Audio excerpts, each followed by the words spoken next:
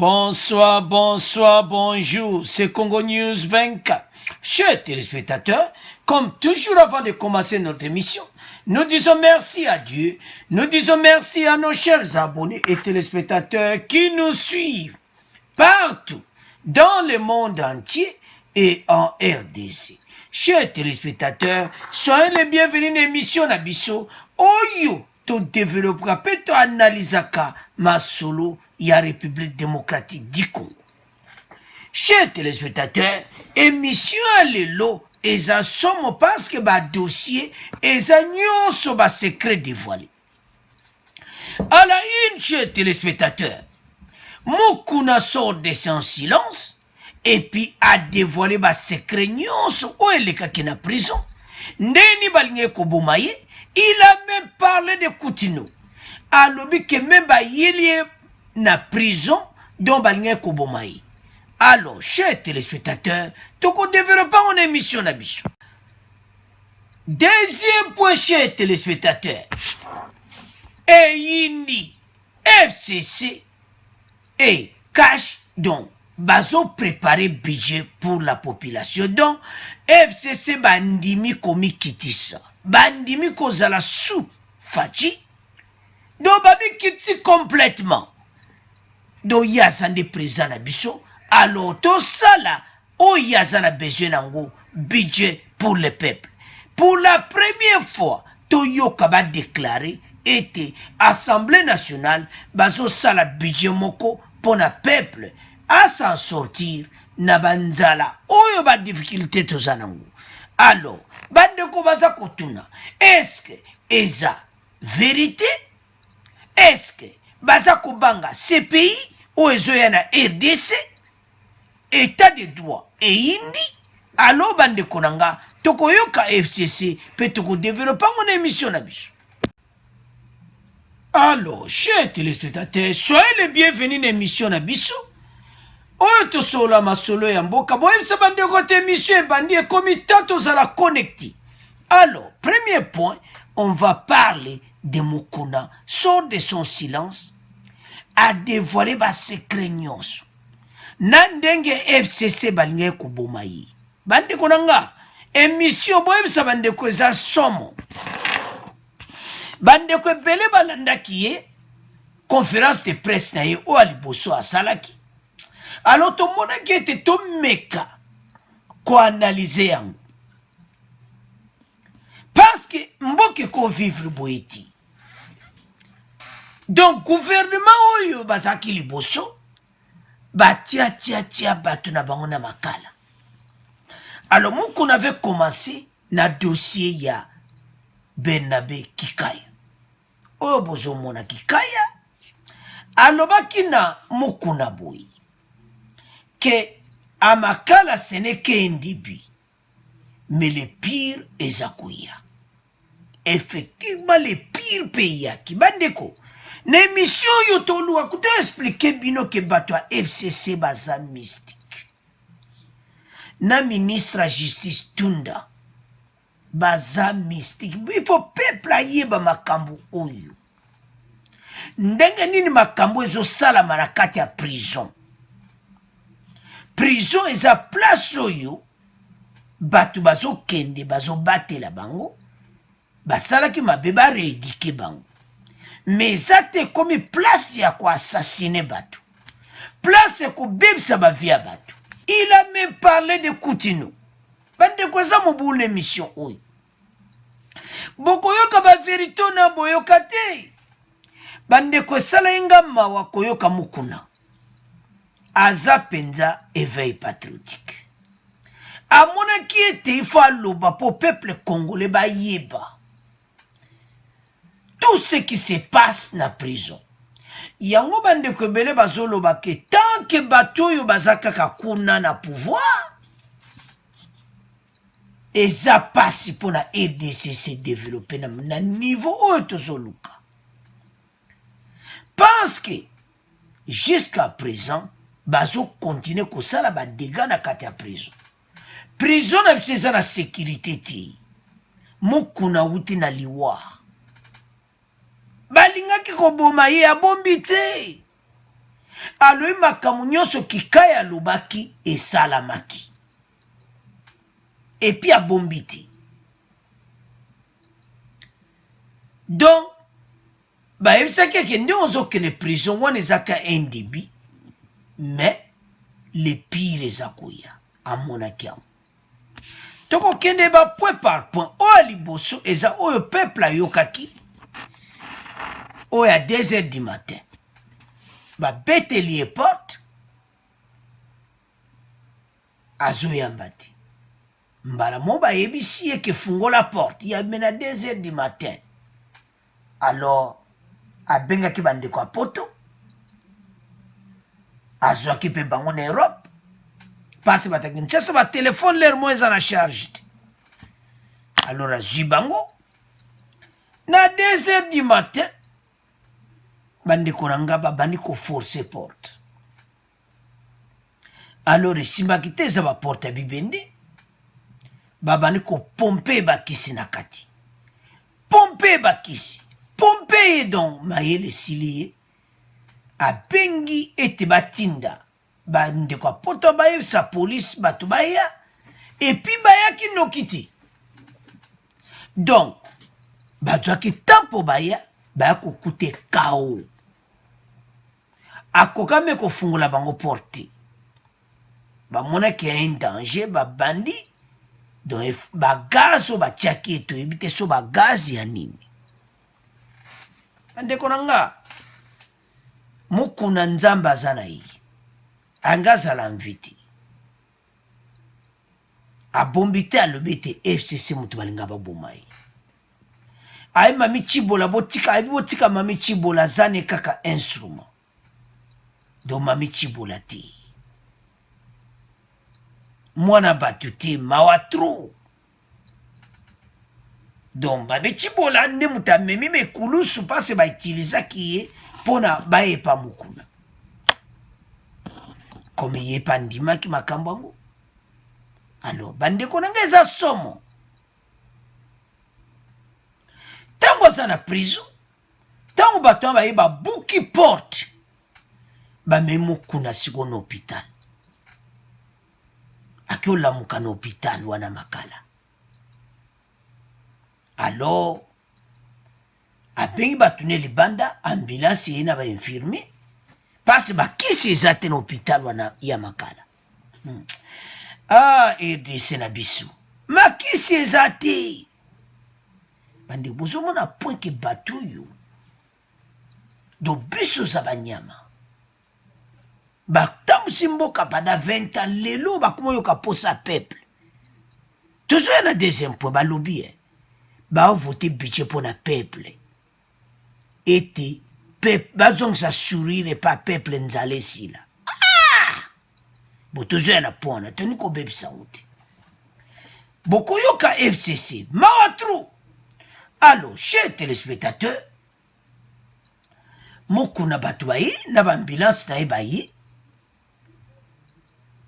Alors bayi koede pase na hôpital kisi eza te bayi kotraite ye wana bato na ye pende oyo ayibi. Eza mawa komona makambo bokoleka na mboka na biso.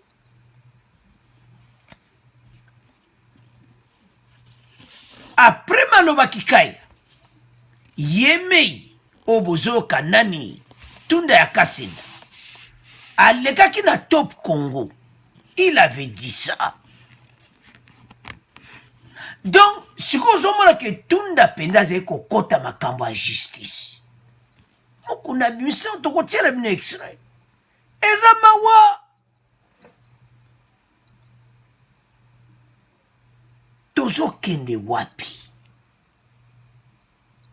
Donc Tunda penda kosoka azalaki ka ministre ya justice tosili biso nyonso. Tosenga merci na faci nde baekarde Tunda ya Kasende. Donc mission eza koéliminer le peuple congolais. Chers téléspectateurs, mokuna akomaki na liwa. Donc Tunda a participaki na makambo wana. Eza somo. Alors, poto avancer, toyoka mwa extrait oya muke, oya lobaki ndenge nini bato ya FCC balingi ekoboma ye. Voilà, et les cannibales tout nous sur là. Qui quand il y a cette déclaration que ça ce n'est que le début, ça ce n'est que le commencement, le pire ezoya. Commencement, maintenant c'est Tibola. Commencement c'est Kikaya. Commencement c'est qui? Et le pire, nana quoi na ngusco.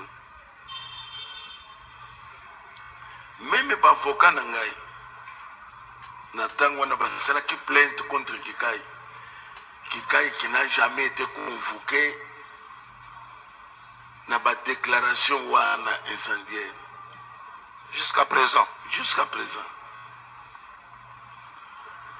Après encore quelques jours, ex-ministre Tunda a sali déclaration sur Top Congo. Est-ce que les Rwandais, tu vas me parler de qui? De Tchibola. Tout est que distraire le peuple congolais. Ngana Zalaki na prison par la volonté. Ya bande konobiso ya FCC. Alors, chers téléspectateurs, vous avez suivi. Azalaki na prison par la volonté de FCC. Makambo nyoso balobaki esalami. To FCC balinge pena kuboma ye. Ba éliminer physiquement. Alobi yango, abobite.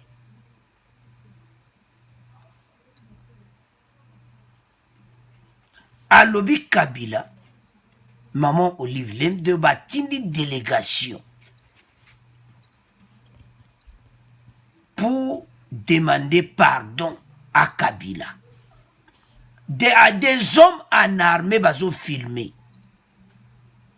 Asenga pardon et pas à Kabila.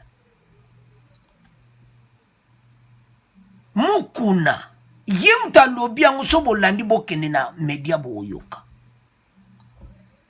Naba uniforme pe bazo filmé yango ke senga pardon na Kabila. Donc asenga pardon donc ceux qui étaient Belia Kikabikoki, des hommes en armée. Azaki obligé à senga pardon. Batu ba koti na prison na bilamba armée. Na ba tenue militaire. Ba koti ndenge nini.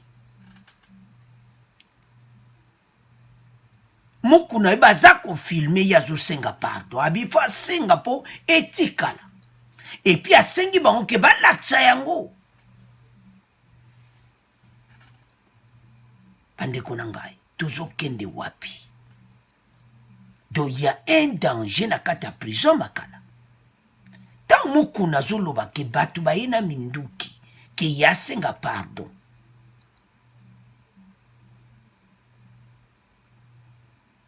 Zamawa trop.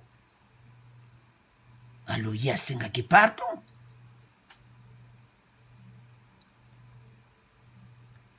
Osomona clairement que prison est tondi na ben infiltré.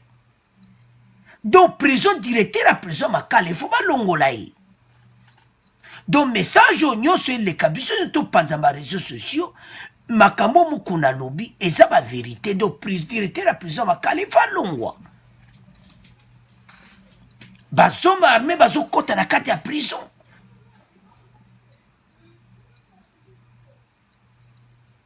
Donc, basali nyonso kabe elimini. Bandeko, bolanda eza somo awa. Ndenge basalaki Kutino. Kutino, mukuna lui fallait kanaza na prison pona yeba. Ba yibisi mukuna. Ndenge ba petaka Kutino réglementaire. Yabo mon état de santé à Kutino ndenge komo. Mukuna lui ba peta kim Kutino ndenge moko nde bozo mone wana photo ndenge azali na prison ba peta qui est réglementaire donc abimi pena donc ebembe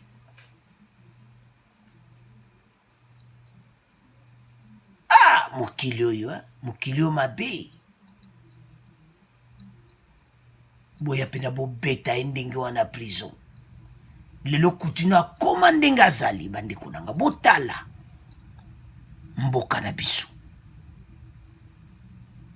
Alors ezosenga bato nyonso bapesa message pa Faci biso nyonso toyokaki mokuna bato nyonso balandaki eza nango do moto nyonso akolande na réseaux sociaux azoloba yango clair. Mboko tozokende wapi? Donc directeur à prison makala il faut alongwa musala balongola ye. Et puis bato nyonso basalaka na prison makala ba identifier bango. Il y a des assassins na makala. Baza ko boma batu. Boyoka muta kufi me ba boma ke ko boma. Parce mukuna ba yereke na minduki physique ma ba boma ye. Ba kote liye. Basali ban vidéo, alobi na vidéo, asenga pardon ou bien la vie et la mort. Eh, bande konanga. Pays toujours kende wapi. Ba véritable il fallait bimamukuna, ce n'est pas hasard au kendaki na makala. Peuple congolais baza sima na yo. Diaspora baza sima na yo. Diaspora nyonso bazo soutenir évêque Mukuna. Parce qu'il y a un moutou ali boso ko telemela la Kabylie. Batouana nyonso bazaki na pouvoir pendant 20 ans banyokola ki peuple. Boyoki ye wana na mwa extra wana ki yazaki na prison par la volonté à FCC. A lui les rabolo ba chibola. Non. Avançons. Oyo nde oyo eza nde somo noyeba ndeni akoloba ngo te. Ministre Tunda ya Kasende atindi batu 5 jours avant démission na ye wana ye azolongwa alobi ekomi temps pena to enleve Mukuna définitivement atindi bainfirmier. Lere Mukuna azalaki na kao amonaki ata infirmier moko te. Siko akomi bien quelques jours avant ya longwa atindi batu. Ba médecin ba ye balobi itoye poto longolo ba gaz wana oyo kotaki. Oh, ba gaz bon ndeni ya yebi ki batiaki ba gaz kuna. Parce ya azalaki te na prison. Osoba bato nde bakomi funda. Alors Mukuna boyaki bapengana ki infirmier wana bapakataki mbangu na prison parce bata Mukuna bazalaki wana.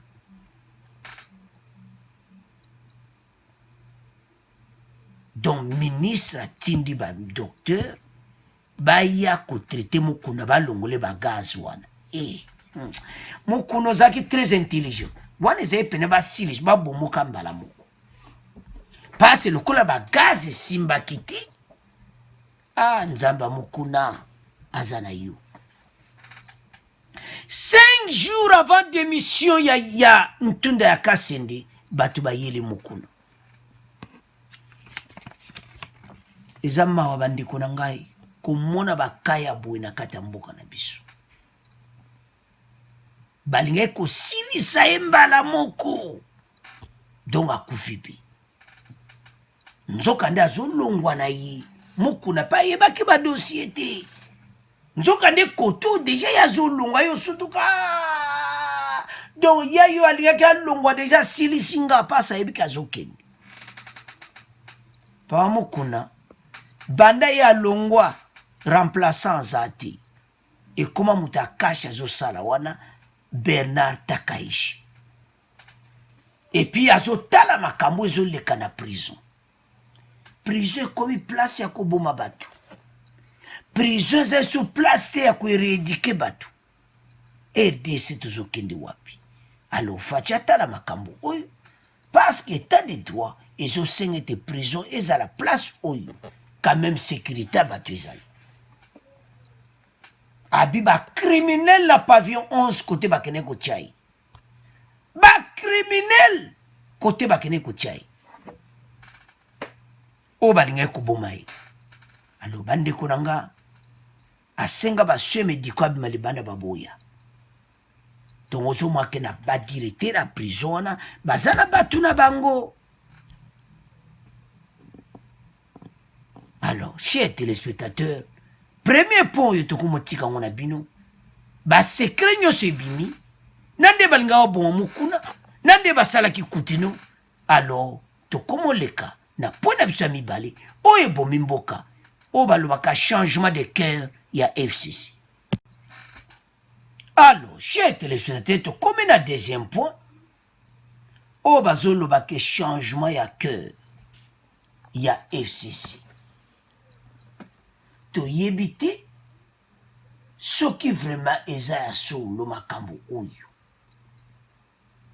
Dans la fièvre de cette rentrée post-état d'urgence due à la pandémie COVID-19, les députés tant de la majorité que ceux de l'opposition se disent beaucoup attendre de cette session pour aider à améliorer les conditions de vie de la population. Oyo l'air bazo sunga peuple. Il prépare un budget pour le peuple. Suivez la confirmation Bokoyoka. On se pose la question. Pourquoi maintenant pourquoi maintenant? Donc ils ont peur à CPID parce que CPID boyoka le tribunal international les akoya na RDC. Pourquoi ba komi esengo na peuple? Pourquoi ba comment respecter Fachi Sikoyo? Pourquoi ba li komi qui c'est pas Fachi? Kabila et Fachi bazokutana ce dimanche. Pourquoi changement de langage? Balmbasa asko volontaire Fachi. Balongola ba kalnyos. Ah, mokilio mabe. Mokilio mabe. Donc ba moni Fachi memi bango na première vitesse babiti. Ce qui te lobito ça la tembe na Fachi. Biso to ko échouer. Parce que Fachi azana peuple. Donc ba raisonner, baza batu. Basali marche en arrière. Le peuple congolais azotala bino. Est-ce que balingi mena ko sala budget pour na peuple? Budget liboso ba vota ki 5 milliards nanko na kanai. Et tes peuples en s'en sortir. Parce que 5 milliards et cause encore bas salaire na bango ya mbula mobima. Bas salaire ba ministre. Ah mon kilo ma belle. Les lobondimbo voté budget à plus de 20 milliards. Bande konanga. Ezama wa komona. Comment batu basali? Baye ko kanzete ba penser na peuple. Après avoir ko tia ba kal na Fachi ba lobi non, moi mon bali aza danger. To ko kaete to sala marche en arrière. Parce yenda zo gagner biso. Et comme il tente se replier. Ba Congolais vous avez raison. Na pesi bino raison de bo benge béton. FC ça s'est replié. Oyo petit ou titan na béton boum ozongolobi. Tola naka le peuple d'abord. Alors, to introduire ango, to yok introduction. Bon to continuer mission to boko yoka ba vérité ezoya. Dans votre magazine Parole aux auditeurs, l'Assemblée nationale et le Sénat ont ouvert ce mardi 15 septembre leur session ordinaire de septembre qui sera essentiellement budgétaire conformément à l'article 116 de la Constitution. Dans la fièvre de cette rentrée post-état d'urgence due à la pandémie de la Covid-19, les députés tant de la majorité que ceux de l'opposition se disent beaucoup attendre de cette session pour aider à améliorer les conditions de vie de la population. Pour eux, en plus du vote du budget, certaines réformes par le vote des lois et le contrôle parlementaire sont prioritaires au cours de cette session. Que pensez-vous de ces... Alors, chers téléspectateurs, nous avons suivi Tolandi wana introduction ete bakoti bazo voter budget moko pour na peuple baza na besoin sourire ezonge pa ya peuple. Alors sourire wana FCC balingi sikoyo bazala même bateau na faci pour ba aider peuple. Donc tant nyonso tosali parce bamoni pression eza makasi. Peuple atie bango pression. Bandeko bomona ko honorable Ntingi Pulula boyoka e. Babetaka même mabanga. Voiture na ye pene babambango mabanga na bakombate panzana. Alors, chers téléspectateurs, bateau nyonso baza en coalition o bazo travailler na FCC. Bamoni ete et comme étant o ba bengango changement du cœur. To éviter peso eza solo. Bandeko, bateau baza mystique. Alors ba monete ba voter ba loi ou eza na faveur à peuple.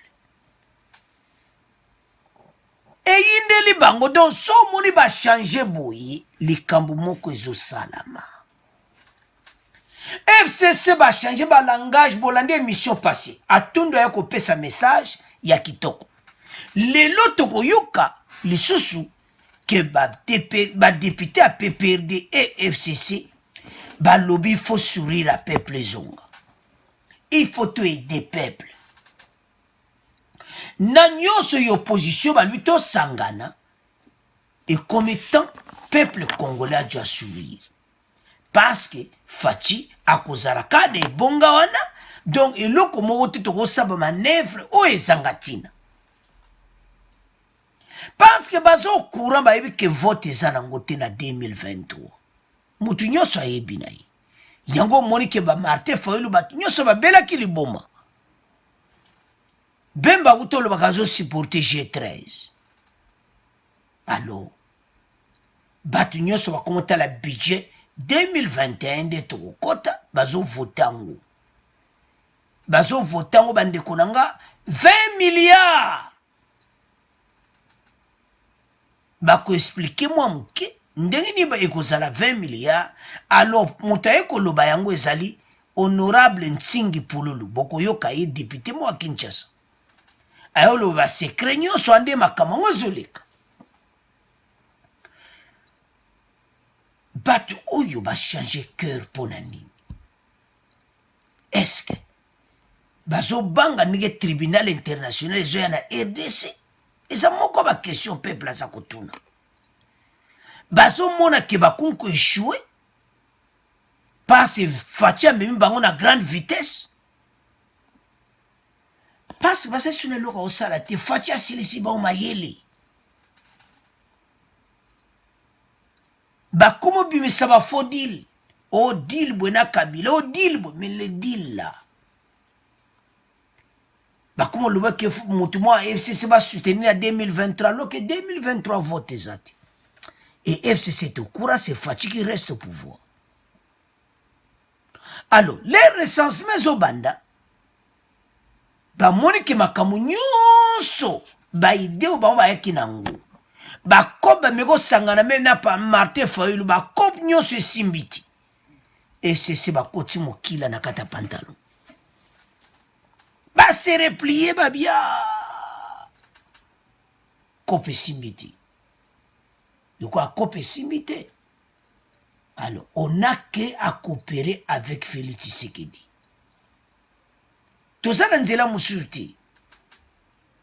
Tala bande konanga. Ba Américain bazana sima makambo nyonso. Kabila sa tu ba coup de fil de gazawana. Yango moni meeting Faci ba kokutana na nzeli.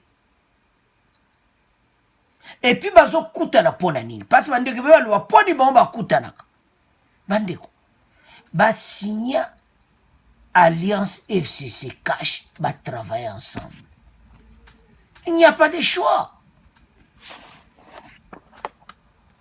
Yango bo moni ete bandeko nanga ba congolais tozai koloba o Faci ko sangana bato lelo to sigwa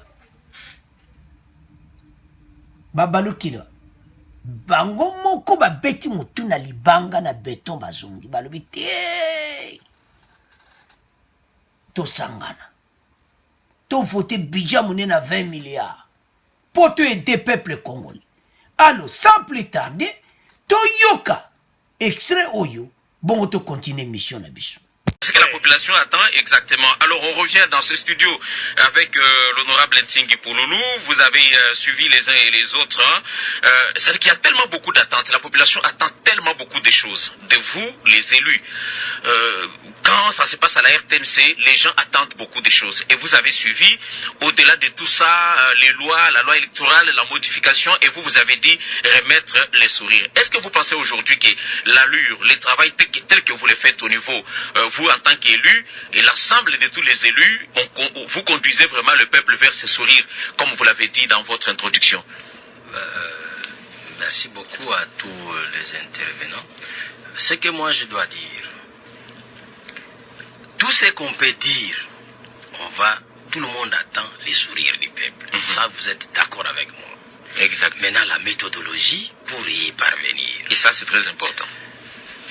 Que signifie budget? Le budget est essentiellement constitué des taxes et impôts. Et les taxes et impôts dans l'ensemble, c'est ce que vous appelez la fiscalité. Et la fiscalité, en définition simple, c'est quoi? C'est la comptabilité plus les droits. C'est-à-dire le nombre des actes budgétaires associés au principe de fonctionnement pour aboutir à une assiette fiscale.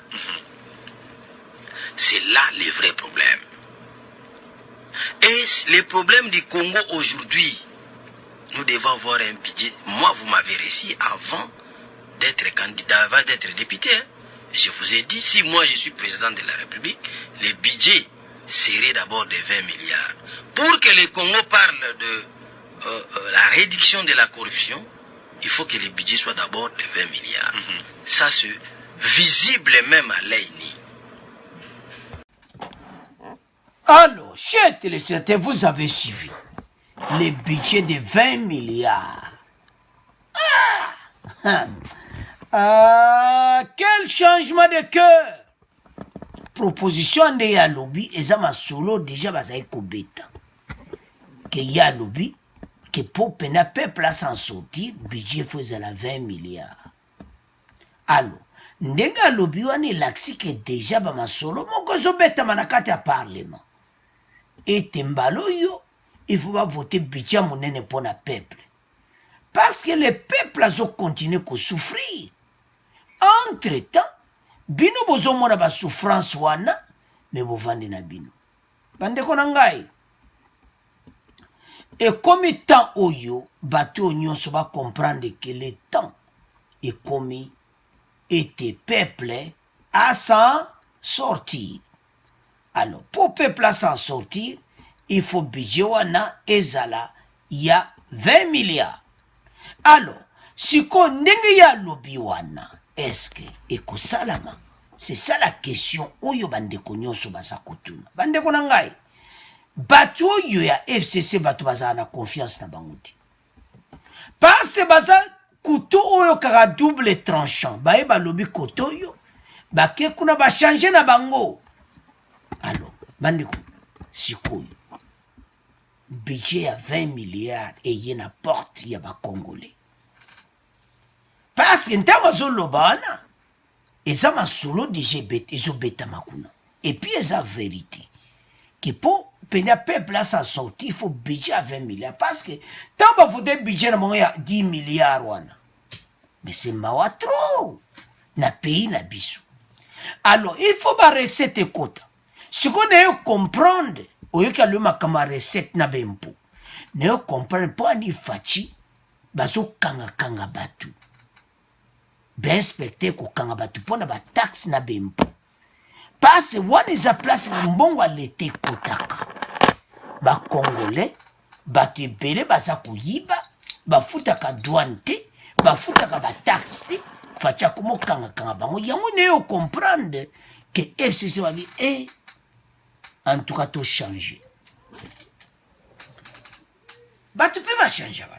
bango mpe bamoni ke non tose replier bandeko bato oyo babomi mboka pendant 20 ans bameki na faci pendant 1 année et demi babi non vitesse o faci okende nango biso bena tokobima bato ya mabe parce que mabunda bakojuge parlement na bango on va pas juger faci ye moko pendant les 5 ans bakojuge nde bango parlement wana nyonso et puis bayebi ete na lire ezokende soki kao ekoti makasi peuple akosi révolté et puis faci akodissoudre parlement parce que so peuple akoti na nzela pasi eleki bakodissoudre parlement FCC bamoni ke oyo tooriske babulu po soki faci adissoudre parlement wa masolo esili tika tosala nini tosi replie